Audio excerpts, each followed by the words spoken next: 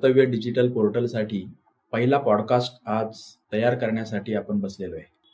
आपल्या सोबत आहेत ॲडव्होकेट डॉक्टर प्रतापसिंह साळुंखे, जे एका विधी महाविद्यालयामध्ये प्राध्यापक म्हणून काम करतात. संविधान या विषयावर त्यांची विशेषता आहे, ते विशेषज्ञ आहेत असं आपल्याला म्हणता येईल.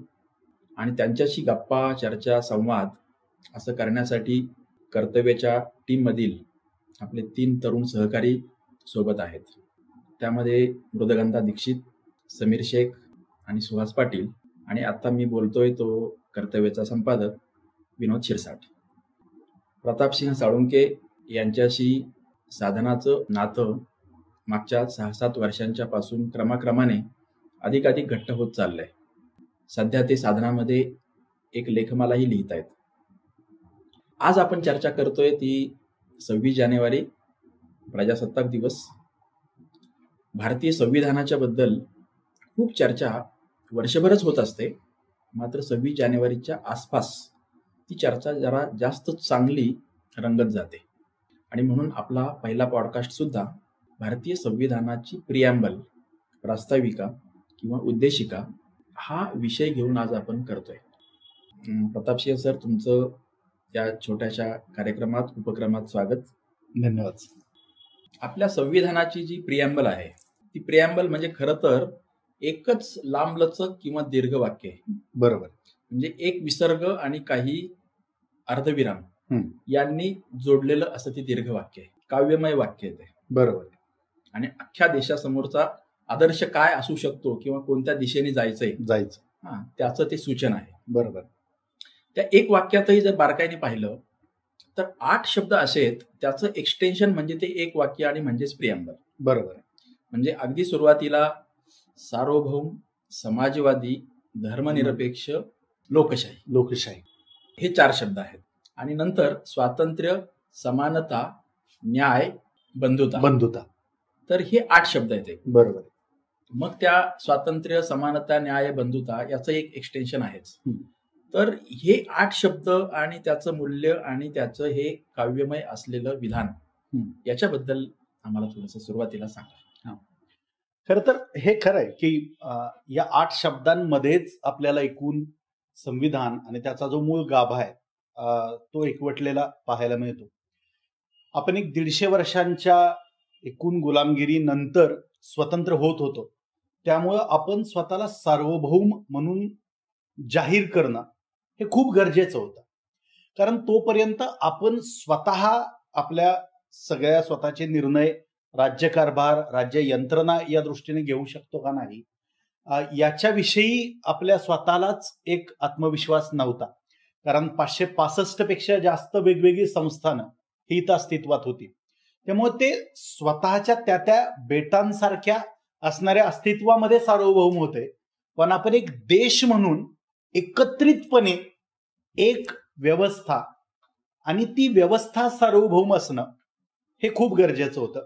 त्यामुळे सार्वभौम या शब्दाला खूप मोल आहे. अर्थात त्यावेळेस याही चर्चा झाल्या की आपण कॉमनवेल्थचं मग मेंबर व्हायचं का नाही. नेहरूंवरती आरोप झाला की ही एक वेगळ्या प्रकारची परत गुलामगिरीच आहे. तेव्हा नेहरूंनी हे स्पष्ट केलं होतं की हे फक्त खेळ आणि सांस्कृतिक कार्यक्रम याच्या पुरतीच हे आदान प्रदान मर्यादित असणार आहे, याच्या पलीकडं जाणारं काही त्याच्यामध्ये अपेक्षित नाही.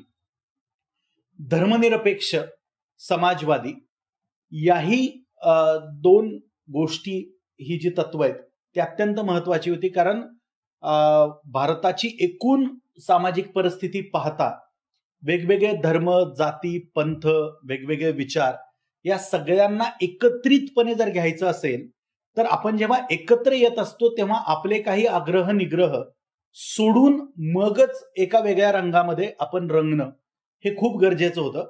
आणि त्याच्यासाठी आपले दुराग्रह सोडून ती सगळी आपल्याला वेगळे करणारे ज्या काही गोष्टी आहेत त्या सगळ्या सोडून एकत्र येणं देश या संकल्पनेसाठी, त्याच्यासाठी आपण धर्मनिरपेक्ष होणं. आणि मग आपण असे एकत्रित आलेलो असताना आपल्यामध्ये जर मुळात परत सगळ्या विषमता आणि या सगळ्या गोष्टी जर असतील तर त्या एकत्रित येण्यालाही रूपकात्मक अर्थ सोडला तर वेगळा काही अर्थ असणार नाही. त्याला जर सगळ्या अर्थानं मोल यायचं असेल, खऱ्या अर्थानं मोल यायचं असेल, तर त्याच्यासाठी व्यवस्था आदर्शवत कुठली आहे, तर ती समाजवादी अशी व्यवस्था आहे. पण मग हे सगळं एकत्रित असताना सुद्धा तुम्ही वृत्तीनं सरंजामी असू शकता आणि त्यामुळं मग परत तुम्ही लोकशाही असणं आणि केवळ लोकशाही मध्ये सुद्धा परत सरंजामी वृत्ती डोकावू शकतात. त्याच्यासाठी प्रजासत्ताक असणं, सत्ता ही पुन्हा जर या सगळ्या संस्थानिकांसारख्याच लोकांची असली असती.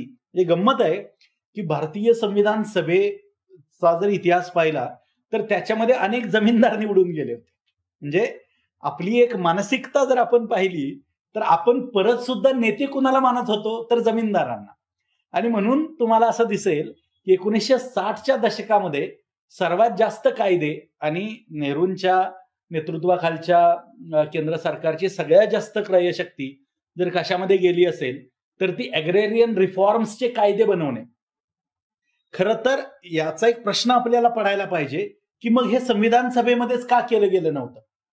तर त्याचं उत्तर कदाचित आपल्याला फारसं रुचणार नाही, पण ते उत्तर असं आहे की स्वतः जमीनदार स्वतःची जमीनदारी का घालवतील. त्यामुळे संविधान सभेमध्ये अबॉलिशन ऑफ जमीनदारी याचा जेव्हा प्रस्ताव आला तेव्हा तो बहुसंख्य जमीनदारांनी फेटाळून लावला, कारण आपण निवडून जमीनदारच दिले होते. त्यामुळं प्रजासत्ताक आणि लोकशाही याच्यामध्ये एक लोकांची सत्ता इथं असेल, लोक हे त्या अर्थानं सार्वभौम असतील. म्हणजे सार्वभौम हे केवळ राजकीय अर्थानं नाही तर लोक सार्वभौम आहेत आणि त्याचा संबंध परत आम्ही भारताचे लोक याच्याशी आहे. आणि मग आपण जेव्हा न्याय म्हणतो तेव्हा तो सुद्धा सामाजिक, आर्थिक, राजकीय, कारण तो जोपर्यंत सामाजिक नाही तोपर्यंत तो आर्थिक नसणार आहे. आणि आर्थिक आणि सामाजिक न्याय नसेल तर जो राजकीय न्याय आपण ज्याला म्हणू ती केवळ एक कुचंबना ठरणार आहे आणि तो त्या अर्थानं आपल्याला प्रकट झालेला दिसणार नाही. स्वातंत्र्य जे आहे त्याच्यामध्ये सुद्धा विचाराचं आहे, उपासनेचं आहे, अभिव्यक्तीचं आहे आणि त्या अर्थानं धर्मविरहित अशा व्यवस्थेमध्ये असणारं हे स्वातंत्र्य. बंधुता याचा सुद्धा उल्लेख हा त्याच्यामध्ये असलेला आपल्याला पाहायला मिळतो. त्याचं कारण असं आहे की त्यावेळेसची जी पार्श्वभूमी आहे ती 2 महायुद्ध पाहिलेली आहेत आपण आणि एका व्यक्तीची किती अप्रतिष्ठा होऊ शकते, एका व्यक्तीला विद्वेषाच्या अग्नीमध्ये जर आपण घातलं तर किती विद्वेष पसरवला जाऊ शकतो हे आपण 2 महायुद्धांना प्रयोगासह सिद्ध करून पाहिलेलं होतं. आणि त्याच्यामुळं एका व्यक्तीला जोडणारा जो भाग आहे, जो दुवा आहे, तो बंधुतेचा विचार आहे. आणि हा कधी जर आपण लॉंग टर्मच्या दृष्टीने विचार केला तर अस्तित्वात आणि अबाधित राहू शकेल जर दर्जाची आणि संधीची समानता असेल. आणि त्यामुळं ती दर्जाची आणि संधीची समानता ही सुद्धा आपण त्या काळामध्ये दिली. त्याचं कारण असं की हे सगळं एकत्रित असणं, हे एकमेकांवरती अवलंबून असणं, याचा खूप साकल्यानं विचार हा आपण केला होता. त्यामुळे एक व्यक्ती या व्यवस्थेविषयी जेव्हा समाधानी असेल तेव्हाच हे सगळं टिकणार आहे. आणि जर ते टिकायचं असेल तर त्याच्यासाठी हे काही हितसंबंध बाजूला ठेवून सर्वांचं भलं होणारी व्यवस्था ही कशी अस्तित्वात येऊ शकेल, मग त्याच्यासाठी काय काय गोष्टींची आवश्यकता आहे. व्यक्ती म्हणून त्या त्या व्यक्तीचे काही आग्रहक्रम असणं, आग्रह असणं, दुराग्रह असणं हे खूप व्यावहारिक अर्थानं आपण मान्य केलं होतं. परंतु तरी सुद्धा व्यक्तीला समाज जर असेल तर एक सुरक्षितता लाभणार आहे. त्याच्यामुळं त्यानं त्याचे आग्रह दुराग्रह सोडून समाजासाठी एकत्रित येणं आणि समाजात जाण्यामध्ये सुद्धा एक छोटासा स्वार्थ परत आहेच आहे. कारण तो जर अस्तित्वात आणि अबाधित राहिला तरच आपलंही अस्तित्व हे आपण अबाधित ठेवू शकतो. म्हणून ही जी 8 शब्दांचं जे काही ताणेबाणे आहेत, एकमेकांशी असणारा जो संबंध आहे तो त्या अर्थानं म्हणजे ते ज्याला आपण ज्युरिस्प्रुडन्सच्या भाषेमध्ये सोशल कॉन्ट्रॅक्ट म्हणतो, ते एका अर्थानं करारच आहे. म्हणजे तो फक्त नियतीशी नाही, तो आपण पण एकमेकांशी केलेला करार आहे. भारतीय संविधानाची ही जी प्रास्ताविका आहे तिच्यामध्ये म्हटलं तर फक्त 8च शब्द आहेत आणि हे 8 शब्द भारताच्या समोरची 8 मोठी आव्हानं आहेत अशा प्रकारे आपल्याला बोलता येईल. बरोबर. या प्रिॲम्बलचं तुम्हाला जाणवणारं वेगळेपण भारतीय संविधानाच्या संदर्भात किंवा अन्य काहीही, ते तुम्हाला तुमच्या मनात पहिल्यांदा प्रिॲम्बल म्हटलं की काय येतं?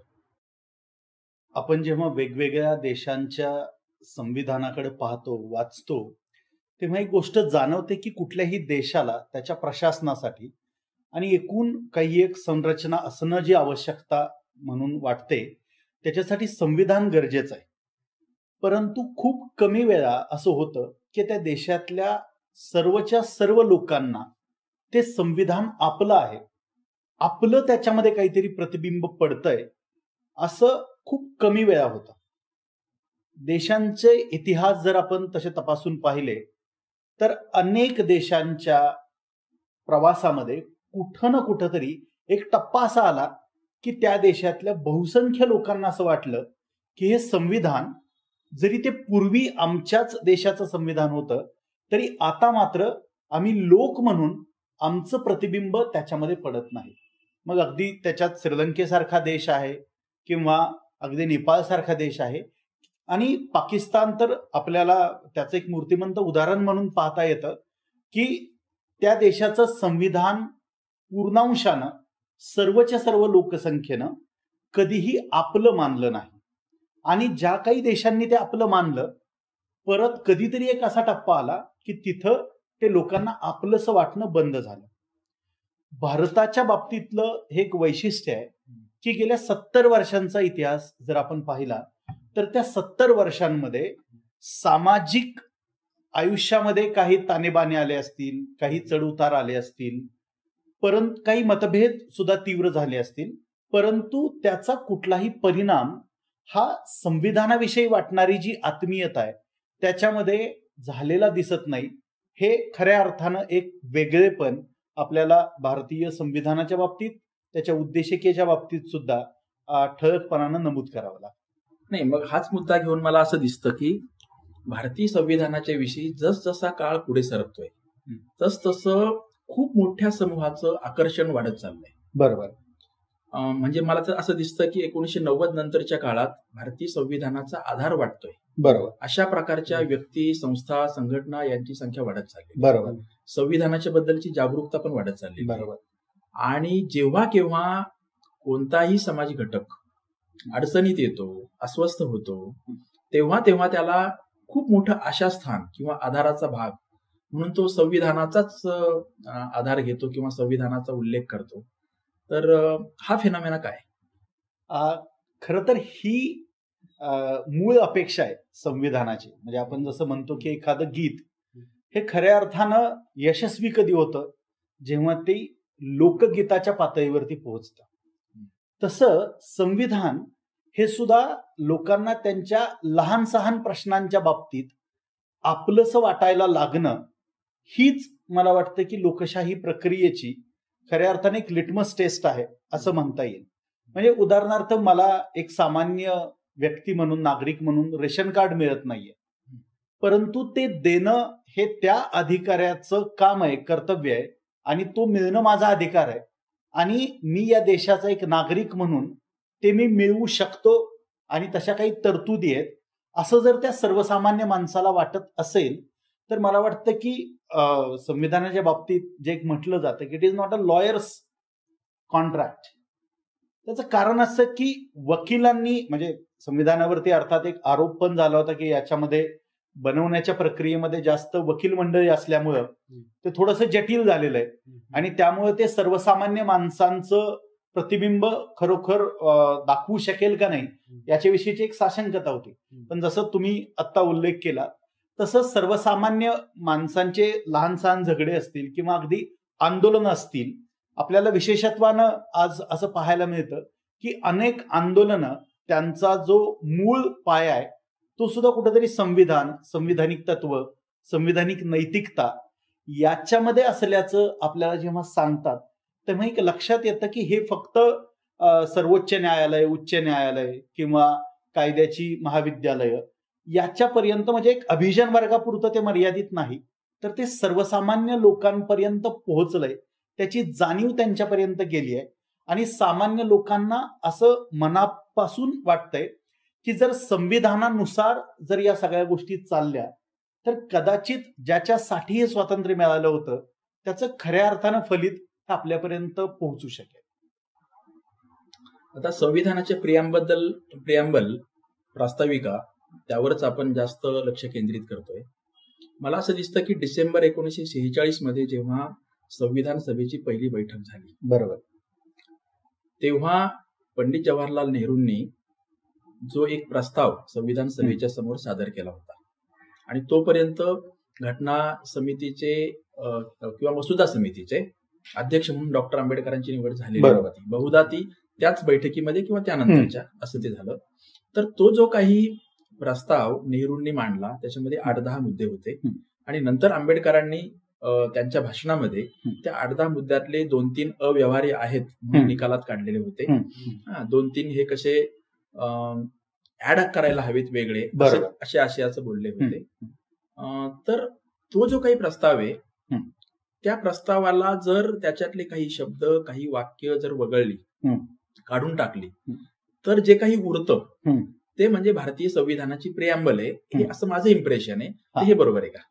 हा, साधारणपणे ती जी चर्चा झाली होती म्हणजे अगदी 9 डिसेंबर 1946 पहिली सभा झाली आणि 13 डिसेंबर 1946 आपली उद्देशिका चर्चेला आली. त्यावेळेस तुम्ही जो मुद्दा मांडला तर साधारणतः आपल्या उद्देशिकेत आज दिसणाऱ्या ज्या गोष्टी आहेत त्या प्रामुख्यानं त्यावेळेस त्याची चर्चा सुरू झाली, परंतु त्याला अंतिम रूप मात्र तेव्हा काही कारणांनी, तांत्रिक कारण त्याला असं होतं की मुस्लिम लीगचे जे 70 सदस्य होते त्यांनी असं सांगितले की हे भारतीय संविधान बनलं जात आहे आणि आम्ही द्विराष्ट्रवादाच्या सिद्धांतानुसार एका वेगळ्या देशाचा विचार करतोय, त्यामुळे आम्ही खरोखरच साशंक आहोत की या सगळ्या प्रक्रियेमध्ये आम्ही सहभाग घ्यायला हवा की नको.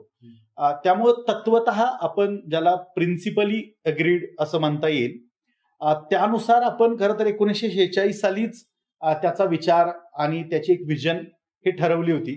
परंतु कायद्याच्या परिभाषेत ज्याला एक अंतिम मसुदा पारित करून त्याला एक फॉर्मल रूप देणं जे म्हणतो ते व्हायला आपल्याला ऑक्टोबर 1949 उजाडलेलं आहे. कारण मध्ये बराच काळ अनेक काही तांत्रिक कारणं होती की ज्याच्यामुळे परत आपण उद्देशिकाच चर्चेला घेतली नाही, कारण त्याच्यामध्येही काही थोडे मतभेद होत होते किंवा काही सदस्यांचं वेगळं त्याच्यावरती म्हणणं होतं.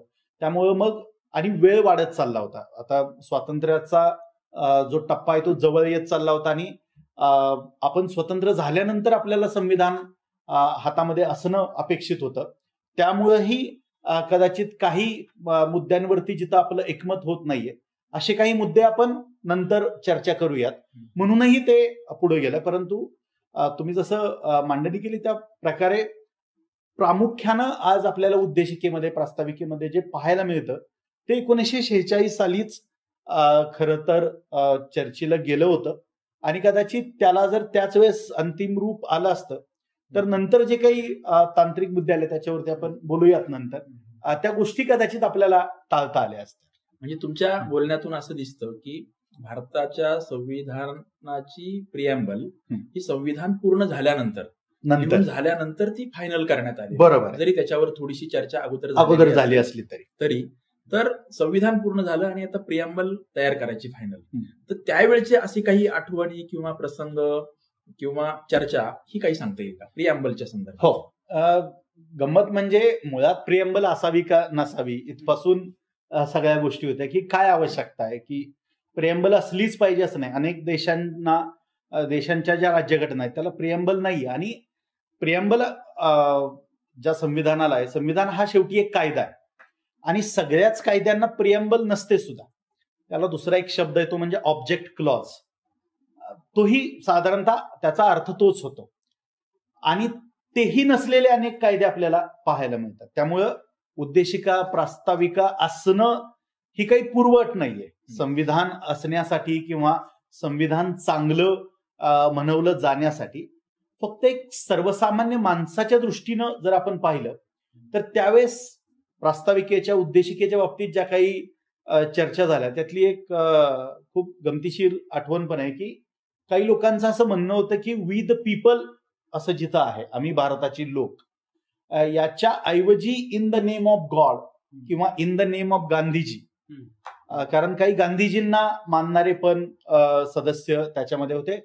प्रामुख्यानं काँग्रेसचा पगडा हा एकूण संविधान सभेमध्ये असलेला सुद्धा आपल्याला पाहायला मिळतो. तर त्यानुसार in the name of Gandhiji किंवा in the name of God अशाही काही त्यावेळेसच्या चर्चा, असे विचार हे मांडले गेले होते. परंतु आपल्याला असं पाहायला मिळतं की वी द पीपल हे करण्याचा एक खूप मोठा फायदा असा झालाय की कदाचित in the name of God असं जर आपण म्हटलं असतं आणि काही लोक जे निरीश्वरवादी आहेत, कदाचित त्यांना ते संविधान आपलंसं वाटण्याची शक्यता नव्हती, किंवा समजा गांधीजी या व्यक्तीच्या योगदानाबद्दल काही दुमत असायचं कारण नाही, परंतु शेवटी ती एका व्यक्तीपुरतीच मर्यादित गोष्ट राहिली असते. त्यामुळे कदाचित गांधीजींचा विचार ज्यांना मान्य नाही त्यांना कदाचित ती आपली वाटली नसते, किंवा त्याच्याहूनही मोठी गोष्ट ही आहे की व्यक्ती कितीही मोठा असला तरी मुळात संविधान ही एक आपण ऑब्जेक्टिव्ह अशी गोष्ट घेतो. त्यामुळे व्यक्तीच्या पलीकडे जाणारी एक व्यवस्था आपण आणत होतो, कारण व्यक्ती कितीही मोठा असला, चांगला असला तरी त्याला एक मानवी मर्यादा आहे. तर आपण त्या मर्यादांच्या पलीकडे जाऊन एक संरचना जी सशक्त आहे ती आणण्याचा प्रयत्न करत होतो. आणि त्या दृष्टीनं उद्देशिकेमध्ये आपण सुरुवात काय करतो, जरी ती आपण तसं पाहिलं तर अमेरिकन संविधानातून घेतलेलं आहे, we the people of United States of America, किंवा नंतर जो संयुक्त राष्ट्रसंघ आहे त्याचा जो जाहीरनामा आहे त्याच्यामध्येही हेच शब्द आहेत, we the people of United Nations. त्याच्यावरून प्रेरित होऊनच आपण आपल्याही संविधानाची सुरुवात, उद्देशिकेची सुरुवात ही केलेली आहे. परंतु त्याचा फायदा व्यापक अर्थानं आपल्याला असा झाला की लोकांना ते आपलंसं वाटलं, कारण हे कुणीतरी एका पक्षाच्या लोकांनी, कुठल्या तरी एका विचारधारेच्या लोकांनी लिहिलेलं नाहीये, तर हे आपणच लिहिलेलं आहे. आणि त्यामुळं त्याला एक वेगळं मोल मला वाटतं की प्राप्त झालं, आणि त्यामुळं लोकांना ते जास्त आपलंसं वाटलं. हे मला वाटतं की जास्त मोलाचं. सर, आपण 8 शब्द जे म्हणालो, तर ते 8 शब्द आणि ते 8 शब्द मग आतमध्ये आपल्याला सापडतात का? म्हणजे नुसतं म्हणून आपण असं करूया असं नाही, तर त्याला संरक्षण संविधानात आहे का?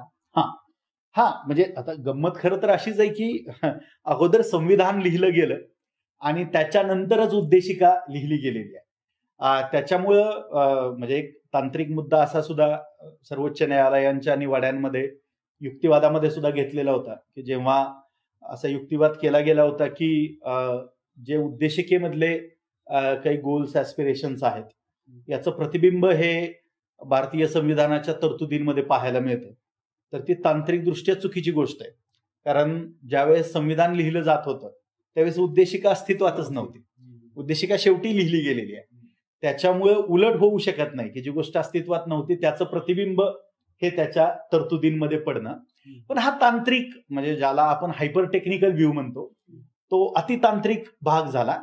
शेवटी उद्देशिका अगोदर लिहिली गेली काय किंवा तरतुदी अगोदर लिहिल्या गेल्या काय, ते सगळं मिळून एक डॉक्युमेंट आहे, संविधान आहे. आणि सर्वात महत्वाची गोष्ट आहे की त्याच्यामधले काही शब्द हे जरी आपल्याला उद्देशिकेत पाहायला मिळत असतील तरी सर्वच्या सर्व काही उद्देशिकेत दिसणं हे व्यवहार्य सुद्धा नाही. कारण त्याची व्याप्ती पाहता आणि एकूण जर आपण 400 पेक्षा अधिक तरतुदी आहेत, म्हणजे तशा 395 आहेत, पण त्याच्यात झालेल्या काही घटना दुरुस्त्या, काही त्याचे पोटकलम यांची जी भर पडलेली आहे, तर 400 पेक्षा अधिक कलम हे भारताच्या संविधानामध्ये आहेत. तर त्या सगळ्याच्या सगळ्या कलमांचं काही प्रतिबिंब आपल्याला उद्देशिकेमध्ये पाहायला मिळत नाही. परंतु ज्या काही महत्वाच्या गोष्टी ज्या संरक्षण पुरवतात सामान्य माणसाला, शेवटी काय आहे की संविधान कुणाला लागणार आहे, कायदा कुणाला लागणार आहे, तर तो सामान्य व्यक्तींनाच लागणार आहे. आणि त्यामुळे त्याचं मोल अधिक आहे. जे मुळात बलशाली आहेत, बलवान आहेत, त्यांना तर संविधानही लागणार नाही आणि कायदाही लागणार नाही. सामान्य माणसाच्या दृष्टीनं त्याला अधिक बळ पुरवणारी जी एक व्यवस्था आहे त्याच्यासाठी संविधान काम करतं. आणि ज्या 8 शब्दांचा आपण उल्लेख केला, या 8 शब्दांच्या पलीकडे जाणारी सुद्धा आणि सामान्य माणसाला बळ पुरवणारी व्यवस्था ही संविधानानं नक्कीच दिलेली आहे. अगदी सहज समजून घ्यायचं झालं तर राज्य ही जी संकल्पना आहे त्याच्यामध्ये कायदे तेच बनवतात, त्यांची अंमलबजावणी प्रशासनाच्या माध्यमातून तेच करतात आणि त्याचा अन्वयार्थ न्यायालय लावतात, तीही राज्य या संकल्पनेचाच भाग आहे. आता या सगळ्या बाजू एकवटलेल्या आहेत राज्य या संकल्पनेमध्ये आणि दुसऱ्या बाजूला एक सामान्य माणूस आहे की तो तसा फाटका आहे की त्याच्या हातात फारसं काही नाहीये. मग त्याला म्हणजे हे जर बॅलन्स कुठंतरी करायचं असेल, याचा जर समतोल साधायचा असेल तर त्याच्या बाजूनं कुणीतरी उभं राहणं खूप गरजेचं आहे. आणि ते त्याच्या बाजूनं कोण उभं राहिलंय तर त्याच्या बाजूनं संविधान उभं राहिलेलं आहे. आणि त्यामुळे त्या सामान्य माणसाला सुद्धा असं वाटतं की हे जरी सगळं असलं तरी एक सामान्य फाटका माणूस जेव्हा कुठल्याही न्यायालयात, उच्च न्यायालयात, सर्वोच्च न्यायालयात जेव्हा जातो तेव्हा त्याच्या मनात कुठेतरी हाच विश्वास असतो की संविधानाच्या नुसार चाललेलं जे काही राज्य आहे त्याच्यामध्ये माझंही म्हणणं ऐकून घेतलं जाईल. सामान्य माणसं जोपर्यंत न्यायालयात जात आहेत, जरी न्यायालयांमध्ये प्रलंबित असणारे खटले हे एका अर्थानं आपण त्याच्याकडे एक समस्या म्हणून जरी पाहत असलो तरी एक संविधानाचा विद्यार्थी म्हणून मी त्याच्याकडे खूप सकारात्मक पद्धतीनं पाहतो की वेळ जरी लागत असला, वर्षानुवर्ष, दशकानुदशकं जरी वाट पाहावी लागत असली तरी इतर कुठल्या व्यवस्थांकडे जाण्याऐवजी अजूनही लोक न्यायालयांकडे जात आहेत, कारण ही न्यायालय एका वस्तुनिष्ठ पद्धतीनं त्याच्याकडे पाहणार आहेत असा विश्वास सामान्य लोकांना आज वाटतोय. आणि म्हणून मला वाटतं की ते 8 शब्दांनी त्याच्या पलीकडे जाणाऱ्या गोष्टी याचीही तरतूद आणि त्याची सोय एकूण संविधानामध्ये केलेली आहे. समाजवादी आणि धर्मनिरपेक्ष हे शब्द नंतर आलेले आहेत, तर त्याची काय कथा आहे? ते आधी का नव्हते आणि नंतर का घातले? हो, म्हणजे आधी का घ्यावेसे वाटले नाहीत आणि मग नंतर का घ्यावेसे वाटले? हो, म्हणजे त्याची एक गमतीशीर अशी गोष्ट पण आहे की काही लोक अशी सुद्धा मांडणी करतात की समाजवादी आणि धर्मनिरपेक्ष या 2 शब्दांना डॉक्टर बाबासाहेब आंबेडकरांचाच विरोध होता आणि त्याला काही संदर्भ तोडूनही काही भाषणांचे दाखले त्याच्यामध्ये दिले जातात. आता खरं तर भारतीय संविधान बनण्याची जी प्रक्रिया आहे ही एक आदर्शवत अशी प्रक्रिया आहे. म्हणजे एकूण जर आपण पाहिलं तर 12 खंडांमध्ये 6300 पानं, याच्यामध्ये अगदी कोण कुठल्या दिवशी उठून मधल्या वेलमध्ये आलं होतं आणि कुणी कुणाला हाताला धरून परत त्याच्या जागेवरती बसवलं, अशा इतक्या बारकाव्यांसहित भारतीय संविधान आणि संविधान सभेत झालेली भाषणं ही लिखित स्वरूपात आपल्याला पहिल्या दिवसापासून उपलब्ध आहेत. म्हणजे 9 डिसेंबर 1946 पासून ते 26 नोव्हेंबर 1949 पर्यंत ती उपलब्ध आहेत. आता त्याच्यामुळं आपल्याला जर ते पूर्णांशानं आपण वाचलं, त्याचे संदर्भ न तोडता, तर डॉक्टर बाबासाहेब आंबेडकरांचं म्हणणं काय होतं की ज्याचा दाखला कायम दिला जातो की समाजवादी आणि धर्मनिरपेक्ष या गोष्टींना डॉक्टर आंबेडकरांचा विरोध होता. तर आंबेडकर असं म्हणाले होते की समाजवादी आणि धर्मनिरपेक्ष हे शब्द लिखित रूपात लिहिण्याची काहीही आवश्यकता नाही.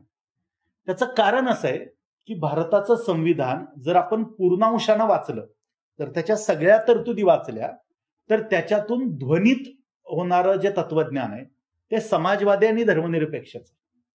त्यामुळे ते समाजवादी आणि धर्मनिरपेक्ष जे मुळात आहे, जे त्याचा गाभा आहे, ते लिहिलं काय किंवा न लिहिलं काय त्याने काही फरक पडणार नाही, कारण लिहिण्याला सुद्धा शेवटी कुठेतरी मर्यादा या येणारच आहे.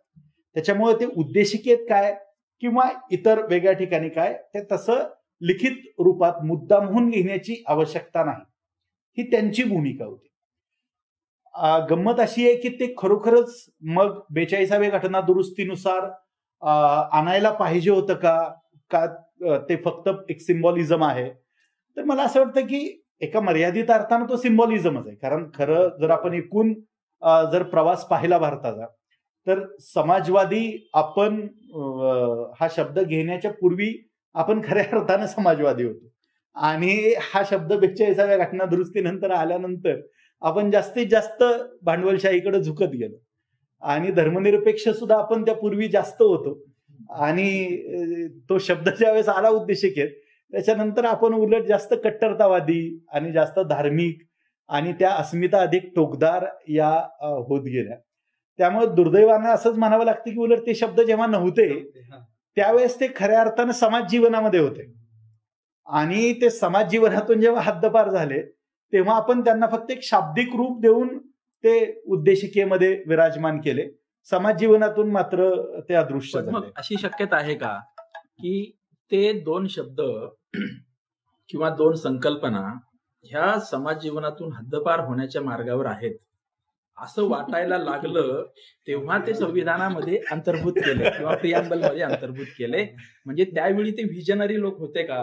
भविष्य काळात असं व्हायला लागलंय त्याची ही सुरुवात आहे. जर आपण अंतर्भूत नाही केले तर लोक गैरसमज करून घेतील. अशा अर्थाने ते बरोबर आहे. कदाचित आपल्याला तसं म्हणता येईल. आणि त्याचा एक दुसरा व्यावहारिक अर्थ असा होता की काँग्रेस जी निवडणूक लढवत होतं त्या निवडणुकीचे जे जाहीरनामे होते त्या जाहीरनाम्यांमध्येच ही वचनं दिलेली होती. आता एखादं सरकार ज्यावेळेस काही ठराविक गोष्टींच्या भोवती आपली सगळी प्रचार यंत्रणा राबवत असतं आणि ते जेव्हा सत्तेत येतं तेव्हा साहजिकच एक दबाव असतो जनमताचा, लोकमताचा, की किमान ते एका रूपकात्मक अर्थानं तरी आम्हाला दिसू द्या, तुमच्या सगळ्या एकूण राज्यकारभारामध्ये जरी दिसलं नाही तरी. आणि मग कदाचित त्या दबावापोटी पण त्यांनी त्या शब्दांचा अंतर्भाव हा केला गेला असण्याची शक्यता अधिक आहे. कारण आपण एका बाजूला असं पाहतो की एकूण अर्थव्यवस्था आणि एकूण समाज जीवन याच्यामधून खरं तर या दोन्ही तत्वांना एका अर्थी ओहोटीच लागलेली होती. आणि त्याच वेळेस आपण या शब्दांचा अंतर्भाव केलेला आहे जेणेकरून लोकांचा विश्वास तरी पटावा की सरकारच्या मनात कदाचित नाहीये परंतु या गोष्टी या पद्धतीने घडतायत. त्यामुळे कदाचित सरकार प्रयत्न तरी करेल या सगळ्या गोष्टी रोखण्याचा. मला वाटतं की तीही एक राजकीय भूमिका किंवा एक राजकीय सोय त्यांनी पाहिली असावी. मला काँग्रेसचं वैशिष्ट्य कायम असं वाटलेलं आहे की फक्त पक्षाच्या फायद्याची आहे मात्र देशाचा फायदा त्यात होणार नाही तेव्हा काँग्रेस काही निर्णय घ्यायला घाबरतं. देशाचा फायदा होणार आहे मात्र आपल्या पक्षाचा फायदा होणार नाही तेव्हा काँग्रेस निर्णय घेण्यासाठी फार उत्सुक नसतं. मात्र ज्या निर्णयाच्या मध्ये मी मोठ्या निर्णयाबद्दल बोलतोय, पक्षाचा पण फायदा आहे आणि देशाचाही फायदा आहे, तिथे मात्र काँग्रेस खूप पुढाकार घेऊन काम करतं.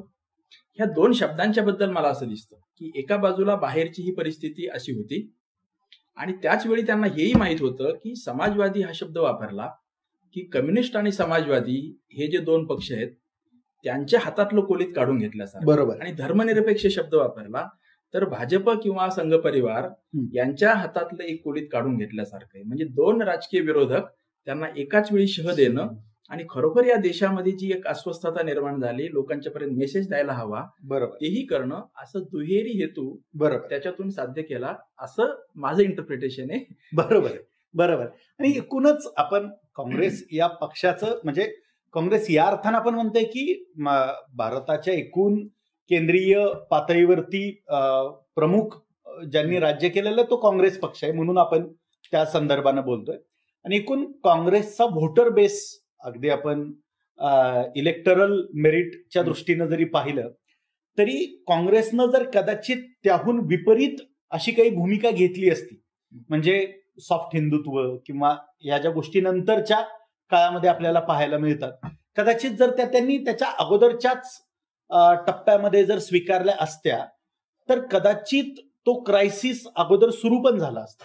आणि त्यामुळं त्यांचा व्होटर बेस जो आहे जी लोक त्यांच्या पाठीमागे ठामपणे उभी होती आणि किमान लोकांना असं वाटत तरी होतं की हे सगळे धर्मनिरपेक्ष आणि समाजवादी अशा गोष्टींना चालना देणारा पक्ष आहे म्हणूनही ते लोक त्यांच्या पाठीमागे होते. त्यामुळे आपला जो मूळ मतदार आहे त्याला अबाधित ठेवणं आणि त्याला एक विश्वास सतत पुरवत राहणं याच्यासाठी असे काही रूपकात्मक कृती करत राहणं आणि मला असं वाटतं की ते जास्त सोपं आहे. म्हणजे तुम्ही खरोखर धोरणात्मकरित्या तसे निर्णय घेणं याच्यापेक्षा संविधानामध्ये दोन शब्द अंतर्भाव करणं हे तुमची कमी शक्ती त्याला लागणार आहे. त्यामुळे कदाचित त्यांनी तो त्या अर्थानं प्रॉफिट लॉसचा विचार करून संविधानामध्ये ते घेण्याचा विचार प्रामुख्यानं केला असा. सर ज्या क्रमाने हे सगळे शब्द आले तर तसे ते प्रेफरन्सेस आहेत का वाक्यरचनेच्या दृष्टीने आलेले? नाही, खरं तर भारताची जी संविधानाची उद्देशिका आहे त्याच्यामध्ये एक तत्वज्ञानाच्या अर्थानं आपण पाहिलं किंवा एकूण भाषाशास्त्राच्या दृष्टीने जरी पाहिलं तरी आपल्याला असं दिसतं की खूप खोलवरती विचार करून मग ती उद्देशिका लिहिली गेलेली आहे. त्यातले शब्द, त्याच्या अर्थछटा यांचा उपयोग हा केला गेलेला आहे. म्हणजे आता साधी गोष्ट आहे की विचाराचं, अभिव्यक्तीचं, उपासनेचं स्वातंत्र्य दिलं गेलेलं आहे. आता याच्यामध्ये कुठंही धर्माचा उल्लेख नाहीये, कारण या सगळ्या गोष्टी या धर्मविरहित सुद्धा लोकांना करता याव्यात हा अर्थ त्याच्यातून ध्वनित होतो. म्हणजे मी उद्या देव जरी मानणारा नसलो, मी कुठलाच एका संकुचित अर्थानं धर्म जरी मानणारा नसलो तरी सुद्धा मला धर्माचं स्वातंत्र्य असणार का नाही? कारण मग समजा मी वेद मानत नाही, मी देव ही संकल्पना मानत नाही, तर मग मला भारताच्या संविधानानं दिलेलं धर्माचं स्वातंत्र्य उपभोगायचा अधिकार आहे का नाही? असा जेव्हा विचार कदाचित नंतर निर्माण झाला असता किंवा असा प्रश्न पडला असता, तेव्हा ती अडचण येऊ नये याचा खूप खोलवर विचार हा अगोदरच केलेला आहे. म्हणजे आपण अगदी समकालीन जरी इतर संविधानांचा अभ्यास केला, अगदी पाकिस्तानचं पाहिलं, बांगलादेशचं पाहिलं, इतर काही देशांचं पाहिलं, तर आपल्याला असं जाणवतं की त्या देशांमध्ये पाखंड, देव या संकल्पनेवरती विश्वास न ठेवणं हे कायद्यानं गुन्हा मानलेलं आहे. म्हणजे अगदी अलीकडं, आणि त्याचा खरं तर आपल्याला एक खूप वेगळा संदर्भ पण आहे की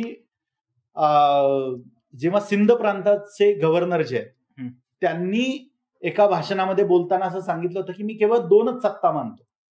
एक आहे निसर्गाची सत्ता आणि दुसरी आहे विज्ञानाची सत्ता. मी तिसरी सत्ता मानत नाही. तिसरी सत्ता ते देव या संकल्पनेशी ताडून पाहत होते. ते त्यांच्या शासकीय निवासस्थानात दुसऱ्या दिवशी पेपर वाचत होते. 2 तरुणांनी त्या घरामध्ये घुसून त्यांची गोळ्या घालून हत्या केली. डॉक्टर दाभोळकरांची हत्या होण्याच्या काही काळ अगोदर, म्हणजे 1 महिनाभराचा सुद्धा काळ नाहीये, त्याच्या अगोदर पाकिस्तानमध्ये ही घटना घडली होती. केवळ एक विचार मान्य नाही म्हणून एक प्रतिक्रिया काय द्यायची. आणि हे समाज जीवनामध्ये सुद्धा आहे की एखादा विचार मान्य नसला तरी सुद्धा त्या व्यक्तीला हक्क नाकारायचे नाहीत. ही भूमिका भारतीय संविधानानं घेतलेली होती की विचार वेगवेगळे असू शकतात आणि मुळात ते भारतात होतेच. म्हणजे आपण जेव्हा असं म्हणतो की भारताचं संविधान हे वेगवेगळ्या विचार प्रवाह, धर्म, जाती, पंथ यांना आपलंसं करणारं आहे, खरं तर एका बाजूला हसू सुद्धा येतं. त्याचं कारण असं आहे की भारतीय संविधानाला यापेक्षा वेगळा पर्याय काही उपलब्ध होता का? म्हणजे आपण विविधता असणाराच देश होतो आणि हे सगळे आपण एकत्रच राहणार होतो. मग आपल्या सगळ्यांचं अस्तित्व मानणारीच व्यवस्था आपण निर्माण करणं हा कुठलाही आदर्शवाद मला अजिबात वाटत नाही. तो खरं तर खूप व्यवहारवाद आहे. आणि आपण बहुभाषिक असणं, बहुधार्मिक आणि बहुसांस्कृतिक असणं ही आपली व्यावहारिक निकड होती. आपली फिलॉसॉफी किंवा इतर प्रेफरन्सेस याच्यापेक्षा ती व्यावहारिक निकड जास्त होती. कारण आपण जर कट्टरतावादीच असलो असतो, आपण जर एकच एक वंशश्रेष्ठ असंच जर मानत राहिलो असतो तर आपल्या एकूण देशाचं भवितव्य काय असू शकलं असतं.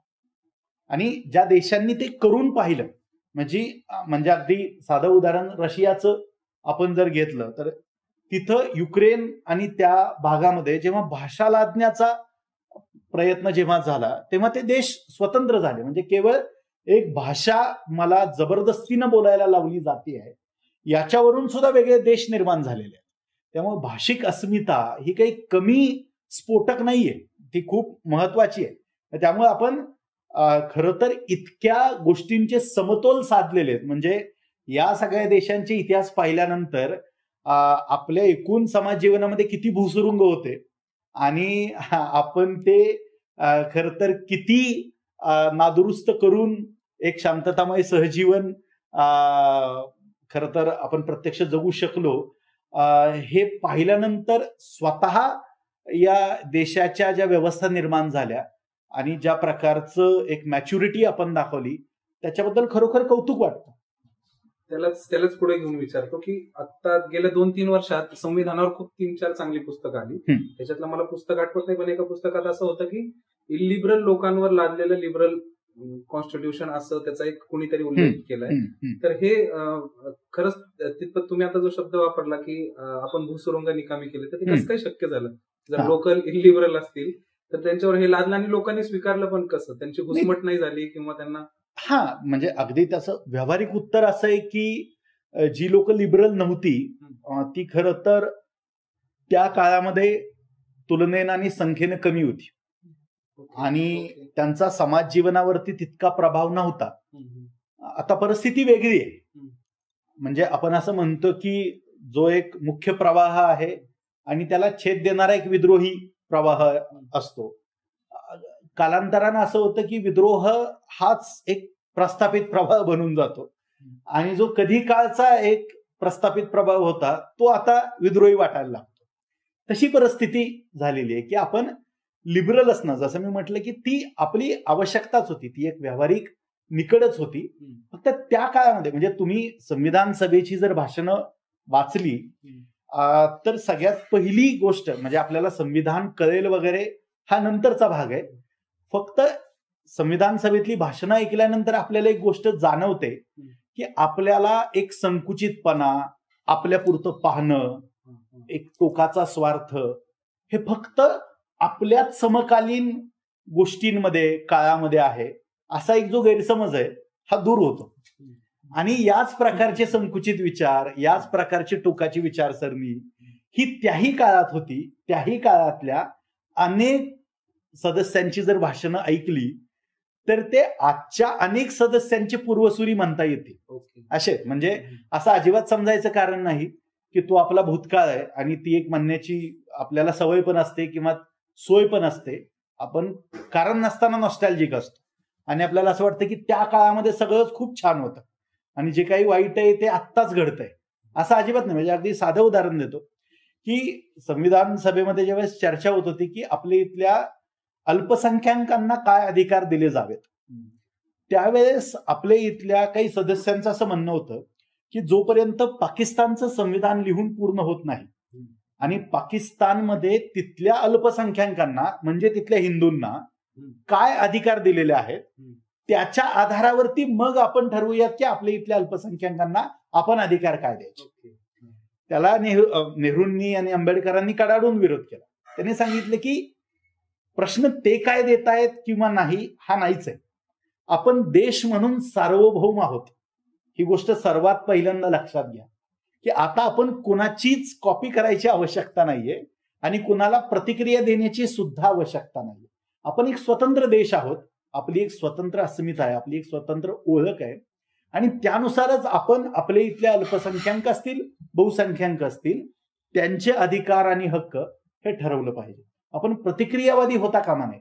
त्यामुळं आपल्याला जरी असं वाटत असलं की इलिबरल लोकांवरती लादलेलं हे लिबरल असं संविधान आहे, मी म्हणतो असं असेल जरी, म्हणजे ती एक मांडण्याची पद्धत, त्याला एक थोडं आकर्षकपणा आणणं हाही एक भाग लेखनाची शैली म्हणून असतो. पण मला असं खरं तर कायद्याचा एक विद्यार्थी म्हणून मी जेव्हा पाहतो तेव्हा तुम्ही असं जाणवतं तुम्हाला की कुठलाही एक व्यक्ती त्याचा जर आपण विचार केला तर कुठलाच व्यक्ती तसा लिबरल असत नाही.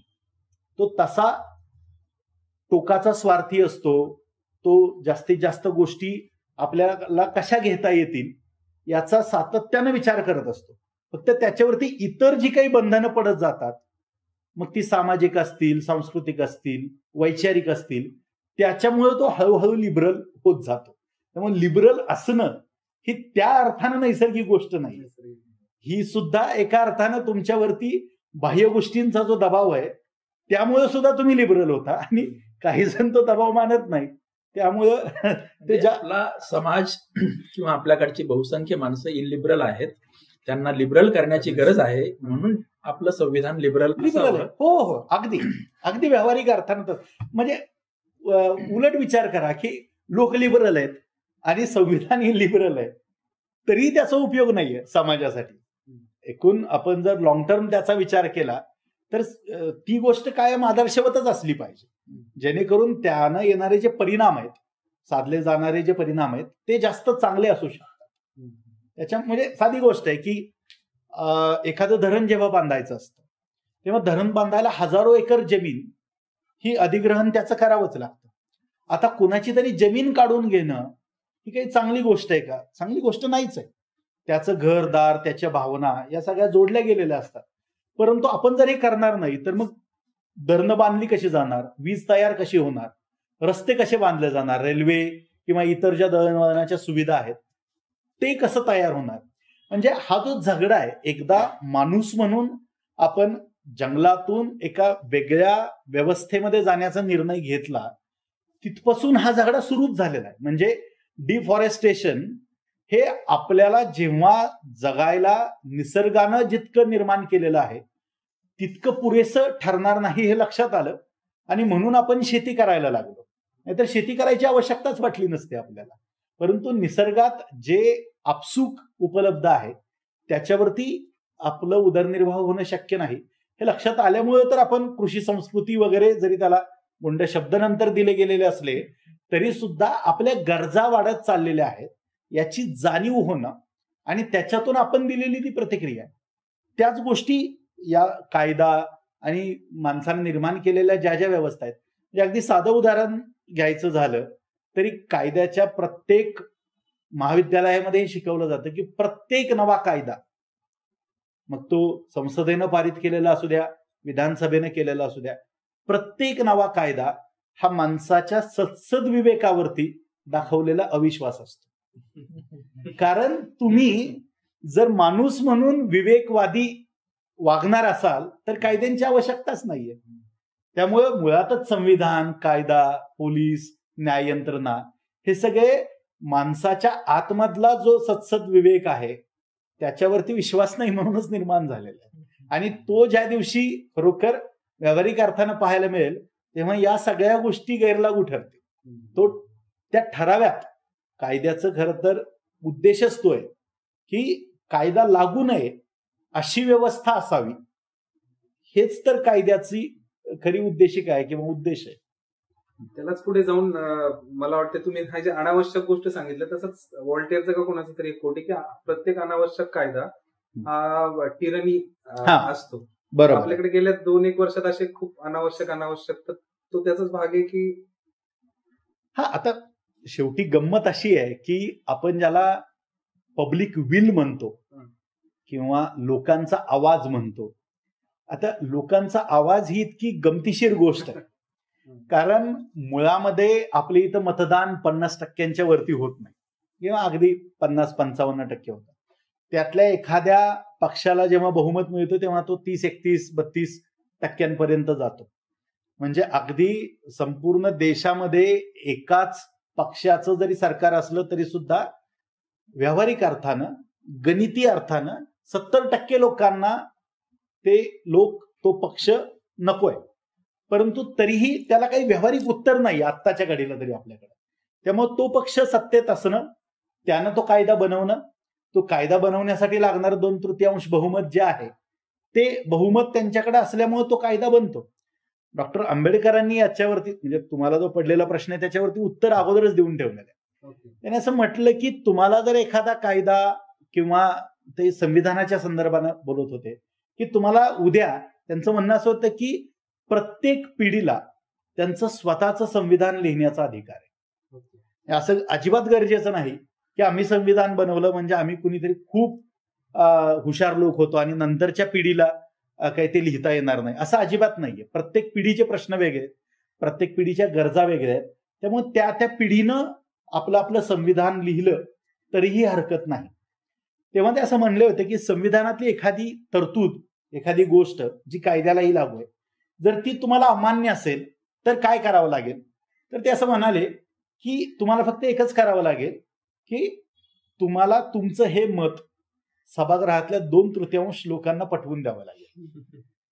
आणि जर तुम्ही ते 2/3 लोकांना पटवून देऊ शकत नसाल तर ते तुमचं व्यक्तिगत मत आहे, ते समूहाचं मत नाही. जर ते 2/3 लोकांना पटत असेल तर ते समूहाचं मत आहे. म्हणजे कदाचित आपण असं म्हणूयात की ज्या अर्थी 2/3 लोकांना ते पटतंय त्या अर्थी तांत्रिक अर्थानं ते लोकमत आहे. आणि त्यामुळं पुढच्या कालावधीमध्ये जेव्हा वेगळी सरकारं येतील किंवा आहे त्या सरकारांवरती सुद्धा जेव्हा जनमताचा दबाव वाढत जाईल तेव्हा कदाचित त्याच्यामध्ये बदल होतील. परंतु शेवटी कायदा बनणं ही एक तांत्रिक प्रक्रियाच आहे आणि त्यामुळे त्या 2/3 लोकांचा जर त्याला पाठिंबा असेल तर ती गोष्ट एका फिलॉसॉफिक अर्थानं किंवा वेगळ्या मूलतत्वाच्या अर्थानं जरी ती मान्य असो किंवा नसो, आपल्याला तांत्रिक दृष्ट्या ती स्वीकारणं याच्यापेक्षा वेगळा पर्याय लोकशाहीत तरी उपलब्ध नाहीये. त्यामुळं जोपर्यंत आपल्याला पटतंय तोपर्यंत लोकशाही चांगली आहे आणि जर काही गोष्टी मनाविरुद्ध घडल्या तर मात्र आपण काही वेगळी मतं मांडतो. हे त्या अर्थी हे लोकशाहीवादी म्हणता येणार नाही. त्यामुळं लोकशाही ही त्याच्यातल्या काही अंगभूत अशी विरोधाभास आणि त्याच्या काही मर्यादा घेऊनच येते. इथे आपल्या श्रोत्यांचा कदाचित थोडासा गोंधळ होऊ शकेल. म्हणजे आधी आपल्या बोलण्यात असं आलं की आंबेडकरांचं कोट असं होतं की प्रत्येक नव्या पिढीला आपलं आपलं संविधान तयार करण्याचा अधिकार आहे. आणि आता आपण नंतर पुढचा जो मुद्दा आला तो आत्ताच्या संविधानात सुधारणा करण्यासाठी 2/3 बहुमत असलं पाहिजे याचा आला. त्यामुळे श्रोत्यांना कदाचित असं वाटेल की 2/3 बहुमताच्याच आधारावर नवं संविधान बनवता येतं का, तर तसं ते होणार नाही. त्याबद्दल जरा हो नाही, खरं तर याची खूप गमतीशीर आठवण आहे. ज्यावेळेस एक गोपालन ही जी केस आली होती आणि त्यावेळेस मूलभूत अधिकार जास्त महत्वाचे आहेत का directive principles of state policies जास्त महत्वाच्या आहेत याच्याविषयीचा काही विचार झाला होता. आणि त्याच्यानंतर IC गोलकनाथ ही केस आली आणि त्याच्यामध्ये काही मर्यादा घालता येतील का, संसदेचा जो एकूण राज्यघटना बदलण्याचा जो काही अधिकार आहे याच्या संदर्भानं.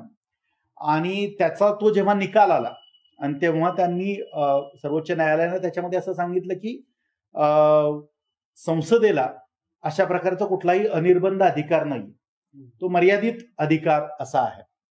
आणि त्याच्यानंतर मग खूप चर्चा झाल्या, काही तांत्रिक प्रश्न सुद्धा निर्माण झाले की मग आतापर्यंत ज्या घटनादुरुस्त्या झाल्या की ज्याच्यामध्ये मूलभूत अधिकारांना बाधा आली होती, मग त्या सगळ्या घटनादुरुस्त्यांचं काय होणार, अशा काही गोष्टी त्यावेळेस चर्चेला आल्या. त्यावेळेस जर्मन एक संविधान तज्ज्ञ डॉक्टर कॉनरॉड यांना हिदायतुल्ला युनिव्हर्सिटीमध्ये व्याख्यानाला बोलवलेलं होतं आणि त्यांचा व्याख्यानाचा विषयच हा ठेवलेला होता की संसदेच्या राज्यघटना बदलण्याच्या ज्या क्षमता आहेत त्याच्यावरतीची अप्रत्यक्ष बंधने. म्हणजे लोकांनी त्यांना निवडून दिलं आणि आज ते सत्तेत आहेत, म्हणजे ते काहीही करू शकतात का, हाच तो मूळ मुद्दा होता ज्याचा उल्लेख तुम्ही केला. आणि डॉक्टर कॉनरॉड हे जर्मन संविधानाचे आणि त्याचबरोबर जगभरातल्या इतर संविधानांचे सुद्धा तज्ज्ञ मानले जातात. कंपॅरेटिव्ह कॉन्स्टिट्यूशनल किंवा अशा पद्धतीनं जो एक अभ्यास केला जातो वेगवेगळ्या देशांच्या संविधानाचा, तर त्या अर्थानं आपण असं पाहतो की डॉक्टर कॉनरॉडांनी आपल्या व्याख्यानाची सुरुवात करतानाच असं म्हटलं होतं की उद्या जर असं झालं, म्हणजे त्यांनी असं विचारला प्रश्न की 368 हे जे कलम आहे भारतीय संविधानातलं की जे घटना दुरुस्तीबद्दल बोलतं, तर त्याच्यामध्ये 3 प्रकारच्या बंधनांचा उल्लेख केलेला आहे. त्याच्यामध्ये सिंपल मेजॉरिटी, स्पेशल मेजॉरिटी आणि special majority plus assent of 50% of more than 50% of the state, 50पेक्षा अधिक टक्के राज्यांची त्याला परवानगी हवी. या 3 पेक्षा वेगळी काही बंधनं आहेत का, तर नाही असाच त्याचं उत्तर आहे. तर त्यांनी पुढचा प्रश्न असा विचारला की उद्या जर भारताच्या संसदेनं अशी एक घटना दुरुस्ती केली की इथून पुढे आम्हाला संविधान आवश्यक नाही, म्हणजे दुसरं आणणं ही गोष्टच वेगळी आहे, आम्हाला संविधानच नको, तर अशी दुरुस्ती करता येईल का. आणि तेव्हा त्यांनीच त्याचं उत्तर दिलं होतं की तुमचं संविधान जेव्हा तुम्ही बारकाईनं वाचाल तेव्हा कुठलीही दुरुस्ती झाल्यानंतर तुमच्या इथं एक शब्द लिहिला जातो, तो तो असा म्हणजे ते शब्द आहेत, स्टँड अमेंडेड. स्टँड अमेंडेड असं आपण जेव्हा म्हणतो म्हणजे तिथं काहीतरी उरायला हवं. असं तर होणार नाही की 2/3 बहुमत आहे म्हणजे तुम्ही काहीही करू शकता. जरी 2/3 बहुमत असलं तरी काही गोष्टींना मात्र तुम्ही धक्का लावू शकत नाही. त्यालाच केशवानंद भारती या केसमध्ये बेसिक स्ट्रक्चर, जो मूळ ढाचा आहे, त्याचा उल्लेख हा केला गेलेला होता. आणि गंमत अशी आहे की नानी पालखीवाला, ज्यांचं आर्ग्युमेंट हे केशवानंद भारतीमध्ये खूप महत्वाचं मानलं गेलं, त्या नानी पालखीवालांनी त्यांच्या आर्ग्युमेंटसाठी आता मी जो उल्लेख केला त्या डॉक्टर कोनरॉड यांच्या भाषणांची जी हस्तलिखित आहेत त्या हस्तलिखितांचा उपयोग आपला आर्ग्युमेंट करण्यासाठी तर केला होता, परंतु सर्वोच्च न्यायालयामध्ये जी काही महत्वाची कागदपत्र सादर केली जातात त्यांची जी एक लिस्ट तयार केली जाते त्याच्यामध्ये सुद्धा डॉक्टर कोनरॉड यांच्या या व्याख्यानाचा उल्लेख आपल्याला पाहायला मिळतो. त्यामुळे 2/3 बहुमत जरी असलं तरी सुद्धा संविधानामध्ये एका मर्यादेच्या पलीकडे बदल हे करता येत नाहीत. संविधानाचा जो मूळ गाभा आहे त्या गाभ्याला आपल्याला हात लावता येत नाही. सर तुम्ही म्हणालात आपण एकमेकांशी करार केला, तर त्याचा सुरुवात पण तशीच आहे की आम्ही भारताचे लोक आणि शेवट स्वतः परत. बरोबर. तर आपण म्हटलं की आपल्या जाणीवा संविधानाच्या अधिकारांबाबतीच्या वाढत चालली आहेत हळूहळू. तर या उद्देशिकेमध्ये माझ्या संविधानिक अधिकारांची जाणीव हा अंडरलाईन हे आहे का मला इतरांच्या अधिकारांसाठी पण उभं राहण्यासाठीची जाणीव, असा दोन्ही अर्थ आहे. कारण मी म्हणलेलं नाही, मी म्हणलंय आणि स्वतः परत. बरोबर. म्हणजे त्याला जोडून एक छोटीशी गमतीशीर आठवण पण आहे की, आणि ती पुण्याशी संबंधित पण आहे की डॉक्टर PV काने यांनी हिस्ट्री ऑफ धर्मशास्त्र जे लिहिलं होतं आणि ज्यावेळेस भारताचं संविधान बनत होतं 46 ते 49 पर्यंत ही प्रक्रिया जेव्हा चालली तेव्हा या सगळ्या प्रक्रियेविषयी PV कानेंचं मत खूप वेगळं होतं. आणि त्यांचं मत असं होतं की भारतीय संविधान ज्या पद्धतीने लिहिलं जात आहे हे अतिशय पाश्चात्यांचं अनुकरण करून आपण ते लिहितोय. मुळात भारतीय व्यवस्था या सगळ्या कर्तव्यावर आधारित आहे की तुम्ही जर कर्तव्य पार पाडली तर तुम्हाला अधिकारांची भाषा बोलायची वेळ येत नाही. तर तुम्ही कर्तव्यावर आधारित असं संविधान बनवा.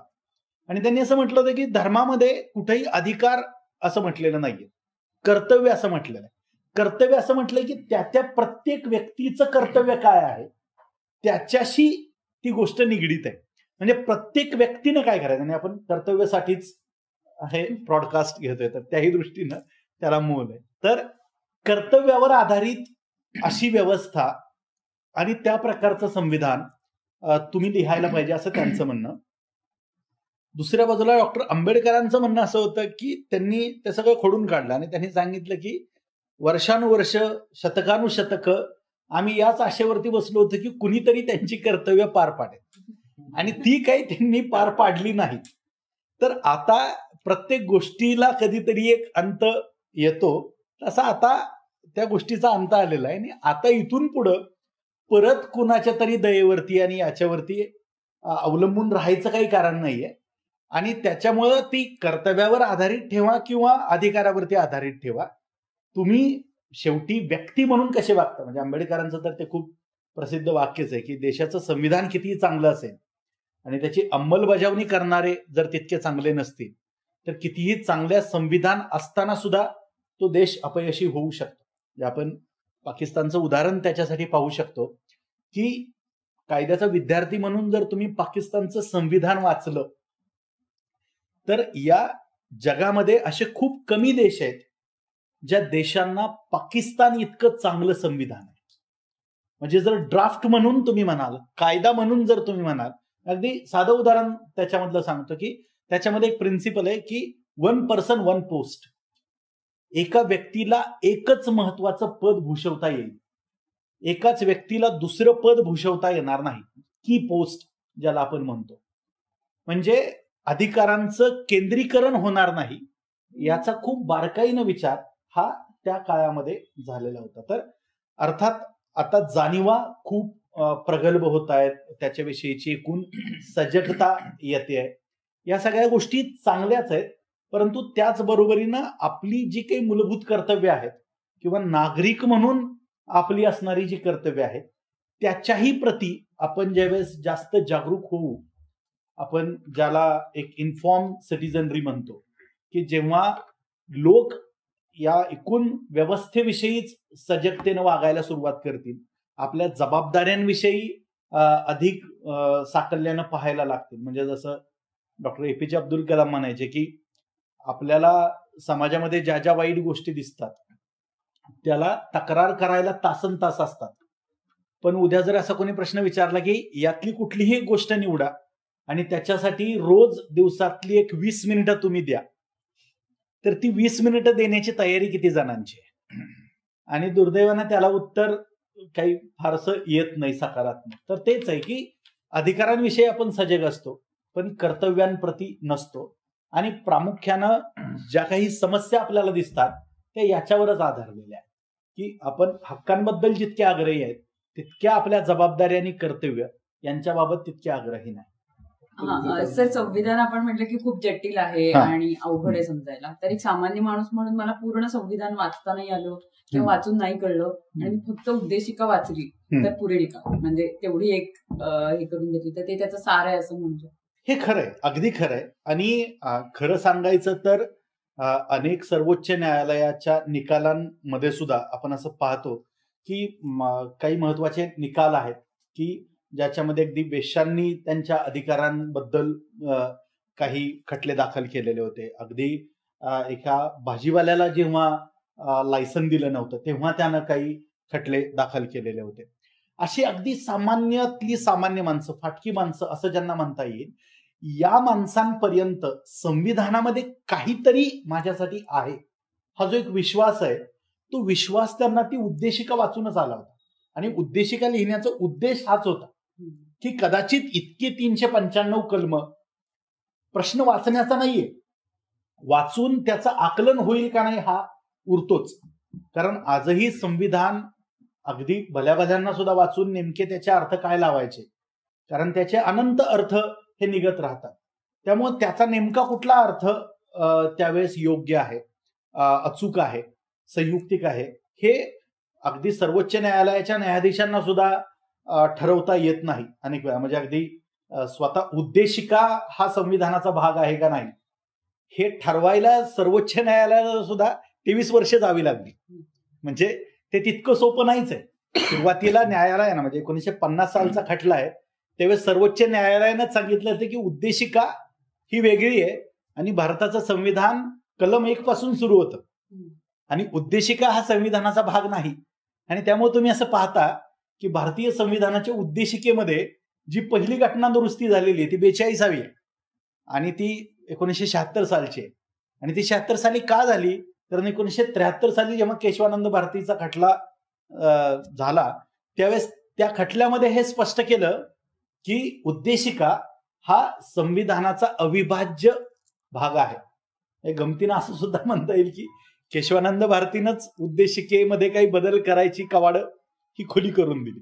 कारण तोपर्यंत संसदेला सुद्धा हा संभ्रम होता की जर उद्देशिका संविधानाचा भागच नसेल तर त्याच्यामध्ये बदल आपल्याला कसे करता येतील. त्यामुळे 368 जे कलम आहे ते 1976 सालपर्यंत आपण कधीही वापरलं नव्हतं. केशवानंद भारती खटल्यानंतरच आपण ते पहिल्यांदा वापरलं. प्रिअम्बल बद्दल खूप लोकांचे असे गैरसमज पण आहेत. आता तुम्ही हा सांगितला महत्वाचा मुद्दा आहे की तो संविधानाचा अविभाज्य भाग आहे. परंतु प्रिअम्बल दाखवून कदाचित यामुळेही अनेक लोक असं म्हणतात की कुठे आपल्या देशात लोकशाही, कुठे आपल्या देशामध्ये धर्मनिरपेक्षता, कुठे मिळालाय सर्वांना न्याय, कुठे सर्वांना स्वातंत्र्य, कुठे आहे बंधुता. तर त्यांना उत्तर देताना आपल्याला हे सांगावं लागतं की ही उद्देशिका आहे, या दिशेने आपल्याला जायचंय, प्रवास करायचा आहे, हा आदर्श आहे, हे आपल्याला अचीव करायचंय. बरोबर. त्याला 50, 100, 200, 400, 500 इतकी वर्ष लागणार आहेत.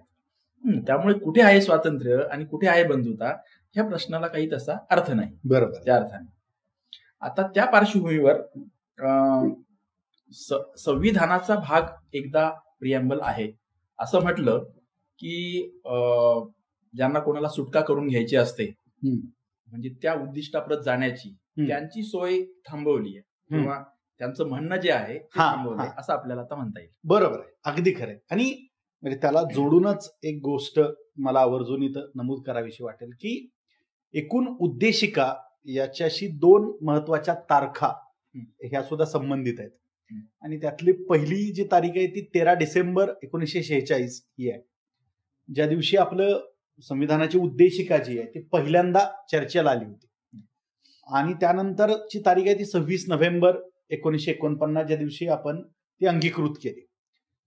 आता हे माझं व्यक्तिगत मत आहे, याला काही कुठं संविधान सभेत किंवा इतर ठिकाणी काही असे आपल्याला पुरावे नाहीत मिळत, पण माझं स्वतःचं आकलन त्या बाबतीतलं असं आहे की भारतावरती झालेले जे 2 महत्वाचे दहशतवादी हल्ले आहेत त्यातला एक आहे 13 डिसेंबर 2001 जेव्हा भारताच्या संसदेवरती हल्ला केला गेला होता, आणि दुसरा जो हल्ला आहे तो 26 नोव्हेंबर 2008 ज्या दिवशी भारताची आर्थिक राजधानी जी आहे मुंबई त्याच्यावरती हल्ला चढवला होता. तर मला वाटतं की भारताची उद्देशिका किती महत्वाची आहे हे कदाचित नागरिकांना जितकं समजलेलं नाहीये तितकं दहशतवाद्यांना समजलेलं आहे. कारण या देशाची जी काही प्रगती झाली त्या प्रगतीमध्ये या देशाला एका हुकायंत्रासारखं दिशा पुरवण्याचं काम हे संविधानानं आणि त्याच्या उद्देशिकेने केलेलं आहे. त्यामुळे या देशावरती जर हल्ला चढवायचा असेल, या देशाला जर कमजोर करायचं असेल, तर जी ही व्यवस्था निर्माण करणारा गाभा जो आहे त्या गाभ्यावरती केला गेला पाहिजे. आणि म्हणून मला वाटतं की ते 2 जे दहशतवादी हल्ले आहेत त्यांच्या तारखा या अशाच रॅन्डम नाही आहेत. त्या 2ही तारखा या संविधानाच्या उद्देशिकेशी संबंधित आहेत. आणि एकूण हल्ला हाही एका अर्थाने प्रतिकात्मकच असतो. संसद भवन काय किंवा तुमची आर्थिक बाजू काय या 2 गोष्टी सुद्धा तुमचा देश म्हणून तुम्ही कुठं जायचं हे ठरवत असतात. तर त्या अर्थी म्हणजे आपण खरं तर नागरिक म्हणून जास्त सजग होण्याच्या दृष्टीनं सुद्धा या 2 हल्ल्यांकडे पाहू शकतो की त्या व्यक्तींना हे कळालंय की जर समान उद्दिष्ट ठेवून जर हा समूह इथपर्यंत चालत आला नसता तर कदाचित यांचा हेवा वाटावा अशी परिस्थिती निर्माण झाली नसती. हा हल्ला एका हेवा वाटण्यातून सुद्धा होतोय, एक असूया सुद्धा आहे की तुम्ही आणि आम्ही एकाच दिवशी स्वतंत्र झालो, पण तुमचं भवितव्य वेगळं आहे, आमचं वेगळं आहे, वर्तमान तुमचं वेगळं आहे, आमचं वेगळं आहे. आणि त्यामुळेच नवाज शरीफ 1998ला ज्यावेळेस भारतामध्ये सत्तांतर झालं आणि खूप काळ काँग्रेस सत्तेत असताना नंतर भाजपकडं सत्तांतर होऊन ती सत्ता गेली होती. योगायोगानं त्या दिवशी ते नवी दिल्लीमध्ये होते आणि आपल्या परराष्ट्र खात्याच्या एका अधिकाऱ्यासोबत IFS अधिकाऱ्यासोबत ते संध्याकाळचं जेवण घेत होते. तेव्हा त्यांच्या तोंडचं हे वाक्य होतं की भारताचा खरोखर आम्हाला हेवा वाटतो आणि तो यासाठी की आज इतक्या वर्षांची सत्ता संपुष्टात येऊन दुसऱ्या एका वेगळ्या विचारसरणीची सत्ता आज सुरू होते आणि भारतामध्ये एकही गोळी झाडली नाही, एकही रक्ताचा थेंब सांडला नाही. सत्तांतर हे रक्ताच्या थेंबाशिवाय होऊ शकतं हे भारतानं करून दाखवलं. आम्ही अजून त्याचा विचार सुद्धा करू शकत नाही. आणि जेम्स कॉल्गन जे ब्रिटनचे पंतप्रधान होते त्यांनी सुद्धा भारतामध्ये जी सत्तांतर झाली आणि त्याच्यामध्ये कुठेही हिंसाचार झाला नाही, कदाचित आपल्याला ही नित्याची बाब झाल्यामुळं त्याचं काही वेगळेपण वाटत नाहीये, परंतु सत्तांतर ही इतक्या सहजगत्या होत नाहीयेत. म्हणजे अगदी 77 सालचा असू द्या, 98चा असू द्या, 2014चा असू द्या, कुठला पक्ष आला गेला हा गौण मुद्दा आहे त्याच्यामधला, अमेरिकेचा असू द्या, हा अमेरिकेचा असू द्या. पण त्याच्यामध्ये एक जेम्स कॉल्गननं तेच म्हटलं होतं की खरं तर लोकशाहीचं मोठेपण काय आहे तर एक राजकीय पक्ष बॅलेट बॉक्सनं दिलेला जो आदेश आहे हा मानून तो सर्वोच्च आहे असं मान्य करतो आणि सत्तेतून पायउतार होतो, तेव्हा लोकशाही तिच्या परमसीमेवरती असते. मला वाटतं की भारतानं हे करून दाखवलेलं आहे आणि त्याच्यामध्ये संविधानाचा आणि उद्देशिकेचा वाटा हा फार मोठा आहे असं मला वाटतं. सर, संविधान आणि उद्देशिका हे दोनही विषय इतके इंटरेस्टिंग आहेत, इतके अतिव्याप्त आहेत, आणि जेवढं खोल जावं, एक एक शब्द, एक एक वाक्य, एक एक फ्रेज, त्याच्या मागच्या भावना आणि विचार, तेवढं आपण अधिकाधिक चकित होत जातो आणि ते खूप इंटरेस्टिंग प्रकरण आहे. त्यामुळे आत्ताच्या आपल्या ह्या चर्चेत फक्त आपण काही कवडसे पकडण्याचाच तेवढा प्रयत्न केलेला आहे. आता म्हणून मी समारोपाचा किंवा शेवटचा आत्ताच्या चर्चेतला असा प्रश्न विचारतो, जे एका लेमॅनचं किंवा जनरलिस्ट माणसाचं लॉजिक, ते जरा तुम्ही विशेषज्ञ आहात, तुमच्याकडून तपासून घेणं, असा या शेवटच्या प्रश्नाच्या मागचा हेतू आहे. इतकी चर्चा आपण करतोय संविधानाच्या विषयी, बाहेरही होते, तर संविधानाच्या आतल्या घटनात्मक दुरुस्त्या करण्यासाठीची तरतूद संविधानाने करून ठेवलेली. बरोबर. मात्र संपूर्ण संविधान बदलण्याचा अधिकार हा आपल्या संसदेला नाही. बरोबर. त्याच्या मागचं लॉजिक असं आहे की आपली संसद निवडून येते ती सरकार चालवण्यासाठी. बरोबर. जनतेचा आदेश मिळाला आहे, जनादेश, तो तुम्हाला आहे या व्यवस्थेतलं संविधानाच्या मार्गानेच तुम्ही सरकार चालवायचं. बरोबर. मात्र यासाठी आवश्यक त्या दुरुस्त्या तुम्ही करायच्या. बरोबर. जर तुम्हाला हे संविधानच बदलायचं असेल तर तो जनादेश जनतेने दिलेला नाही. मग संविधान बदलायचं असेल तर काय करावं लागेल? तर मग एक लॉजिक दुसरं असं पुढे येतं की संसदेने ठरवायचं की आपल्याला जरी हा अधिकार नसला तरी आपण नवीन संविधान सभा अस्तित्वात आणायची आणि त्यासाठी निवडणुका घ्यायच्या. बरं. मात्र हा निर्णय घेण्याचाही अधिकार याच लॉजिकने पाहिलं तर या संसदेला नाही. बरोबर. मग संविधान जर पूर्णच बदलायचं असेल, भले त्याच्यातलं आहे या संविधानातला 70, 80, 90% भाग येईल बरोबर नव्याने रचनेमध्ये, परंतु आताचा निर्णय जर असा असेल की नाही, आम्हाला नवं संविधान करायचं, बरोबर, किती घ्यायचंय आणि किती बघायचं हे नंतर होईल, तर तसं करण्यासाठी आत्ताच्या आपल्या स्ट्रक्चरमध्ये काहीही तरतूद नाही, काही सुविधा नाही. म्हणजे जर खरोखर नव्याने संविधान आणायचं असेल तर या देशामध्ये क्रांती करावी लागेल किंवा अराजक निर्माण व्हावं लागेल किंवा आहे या सगळ्या संरचना उलथून टाकाव्या लागतील, तर आणि तरच नवं संविधान अस्तित्वात येऊ शकेल. हे लॉजिक बरोबर आहे का? आणि याबद्दल तुम्हाला काही सांगायचंय ते सांगा आणि संपा. बरोबर आहे. म्हणजे आत्ताच्या एकूण संरचनेमध्ये अशी कुठलीच व्यवस्था उपलब्ध नाही की जेणेकरून आपल्याला सर्वच्या सर्व नवीन, सर्वार्थानं नवीन असं संविधान अस्तित्वात आणता येईल. कारण मुळात त्याही वेळेची परिस्थिती जर आपण पाहिली तर संविधान सभा अस्तित्वात येण्यासाठी एक वेगळी प्रक्रिया हे राबवलेली होती आणि तो तांत्रिक मुद्दा सुद्धा उपस्थित करण्यात आलेला होता की मुळामध्ये ज्यावेळेस संविधान सभेची निर्मिती झाली त्यावेळेस आपण स्वतंत्रच नव्हतो आणि पारतंत्र्यात असलेल्या देशानं निवडणुका घेऊन संविधान सभेची निर्मिती करणं आणि त्याच्या संविधानानं स्वतंत्र देश चालवणं हे सुद्धा तांत्रिक अर्थानं चुकीचं आहे. परंतु नंतर त्या सर्वोच्च न्यायालयानं त्याच्यावरती स्पष्टता दिली, कारण हाही परत हायपर टेक्निकल ज्याला म्हणता येईल अशाच प्रकारचा दृष्टिकोन आहे. परंतु आता तुम्ही जसं म्हटलं की क्रांती होणं किंवा एकूण सगळं अराजक होणं, त्याच्यानंतरच कदाचित संविधान हे पूर्णांशानं नवीन हे होऊ शकेल, हेच सत्य आहे. पण मला वाटतं की एकूण ज्या पद्धतीनं संविधान आहे, उद्देशिका आहेत आणि लोकांचा एक विश्वास आहे, त्या अर्थी मला वाटतं की त्या अराजकासाठी किंवा क्रांतीसाठी ती वेळ आली आहे असं लोकांना वाटणार नाही. याची जबाबदारी मला वाटतं कुठेतरी संविधानानंच घेतलेली आहे. कारण तसं लोकांना वाटूच नाही. आता आपण प्रयत्न सातत्याने चालू ठेवले. बरोबर, त्याच्यातून क्रांती होणार नाही, होईल ते अराजकच माजेल. म्हणून आहे हे संविधान अधिकाधिक बळकट करत जाणं हेच प्रत्येक भारतीय नागरिकाचं, तुमचं माझं कर्तव्य आहे आपल्याला म्हणता येईल. बरोबर. जसं म्हटलं जातं की if you suppress evolution then it leads to revolution. हे संविधान हे खरं तर इव्होल्युशनला जास्त फॅसिलिटेट करतं, त्यामुळे रिव्होल्युशनची आवश्यकता येणार नाही अशीच आपण आशा करू. व्यक्तीच्या आयुष्यामध्ये 70 वर्षाचा कालखंड हा मोठा असेल, हो, पण राष्ट्राच्या आयुष्यामध्ये 70 वर्षाचा कालखंड खूप लहान आहे.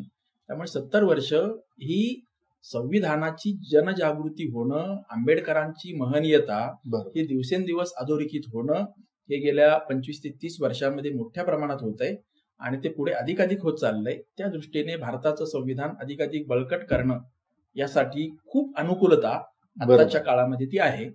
आणि मग पुढे काही शतकानंतर आपल्या प्रियांबल मधली जी काही शब्द म्हणतोय आपण 8 शब्द, त्याच्या आपण अधिक जवळ गेलेले असू. बरोबर पूर्ण गाठलेले नसतील तर जवळ गेलेले असू. बरोबर.